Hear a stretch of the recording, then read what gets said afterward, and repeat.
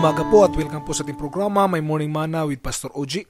Buksan po natin ang ating mga Biblia sa aklat po ng Deuteronomy chapter 6 verse 5. You shall love the Lord your God with all your heart, with all your soul, and with all your strength. Our topic for this morning is, who is your God? Maraming mga taong nagsasamba, ngunit hindi nila kilala ang Diyos. Sino ba talaga ang Diyos? Sasabihin ko po sa inyo, ito po ang katotohanan sa Diyos.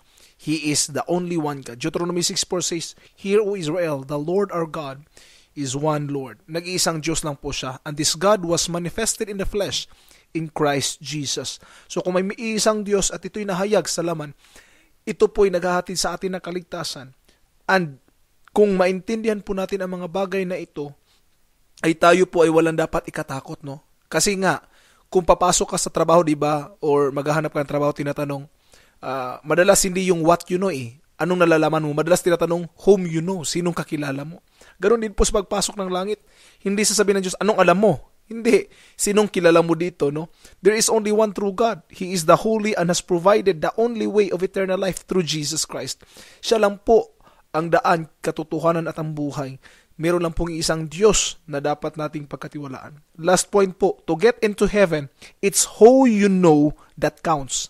No, ulitin ko po, to get into heaven, it's who you know that counts. Kung may kilala tayo sa langit, kung kilala natin ang ating Panginoon, dahil anak nga niya tayo, then you are welcome in heaven. At sabi niya, welcome my faithful servant. Well done.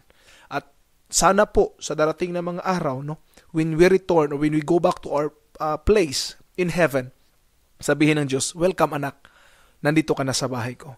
Because we know who He is. My question once again is, who is your God?